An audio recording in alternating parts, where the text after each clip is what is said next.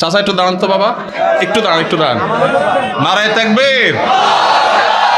বাবাজির মোহর কত ছিল? 2000 কত আগে বাবা? হ্যাঁ হ্যাঁ, আনুমানিক 60 বছরের 2000 তো এখন 20 লাখ টাকার সমান মনে হয়। ওই টাকা কি সে আমলে শোধ করছেন না এখনকার আমলে এসে শোধ করছেন? হ্যাঁ, দিয়া ফেলাইছেন তখনই, তাহলে আস্তে আস্তে দিছেন। আলহামদুলিল্লাহ, এটাও একটা দৃষ্টান্ত উজ্জ্বল, মাশাআল্লাহ। তো 2000 টাকার বিয়ে টিকছে তো? আছে তো চাচি? আছে তো? চাচি বেঁচে আছে? মারা গেছেন? আলহামদুলিল্লাহ, বিয়ে টিকছে, আল্লাহ চাচিকে দুনিয়া থেকে নিয়ে গেছেন, আল্লাহ তাকে জান্নাতুল ফেরদৌস নসিব করুন। যে সমস্ত মেয়ের বাবারা মোটা অঙ্কের মোহর ধার্য করেন এই ধান্দায়, এরা নিকৃষ্ট বাবা।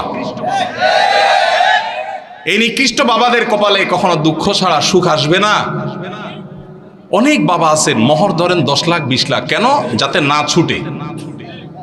এই ভাই, টাকা বেশি ধরলে কি বিয়ে বেশি টিকবে?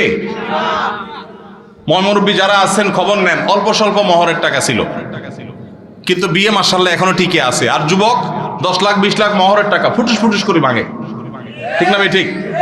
বাবাজির মোহরের টাকা কত ধরা হয়েছিল? বাবাজি, আপনার মোহর কত ধার্য ছিল? 2 লাখ। কত আগে বিয়ে করছেন আপনি? হ্যাঁ, 89 সনে। আপনি কি বড় লোকের ছেলে নাকি সাধারণ মানুষ? আচ্ছা, সত্য সত্য বলেন, 2 লাখ কি দিছিলেন? চাচিরে দিছিলেন আপনি? সবার সবার সবার দিছিলেন? সম্পদ দিছেন? 2 লাখ হবে সেটা? আলহামদুলিল্লাহ, তাহলে তো দিছেনই। আপনারা এতক্ষণ ঠিক ঠিক বলে তো লাভ হলো না, মুরব্বী তো ঠিকই দিচ্ছেন মাশাআল্লাহ। 2 লাখের সম্পদ দিয়ে দিয়েছেন চাচিরে, ওইটা আবার ফেরত ফেরত নেন নাই তো? নেওয়ার কোনো দান্দা টান্দা নাই তো? আলহামদুলিল্লাহ। হ্যাঁ, আর 2000। চাচা একটু দাঁড়ান তো বাবা, একটু দাঁড়ান, একটু দাঁড়ান। নারায়ে তাকবীর। বাবাজির মোহর কত ছিল? 2000 কত আগে বাবা? হ্যাঁ হ্যাঁ, কত আনুমানিক? 60 বছরের 2000 তো এখন 20 লাখ টাকার সমান মনে হয়। ওই টাকা কি সে আমলে শোধ করছেন না এখনকার আমলে এসে শোধ করছেন?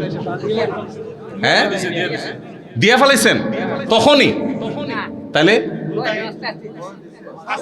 আস্তে আস্তে দিছেন। আলহামদুলিল্লাহ, এটাও একটা দৃষ্টান্ত উজ্জ্বল, মাশাআল্লাহ। তো 2000 টাকার বিয়ে টিকছে তো? আছে তো চাচি?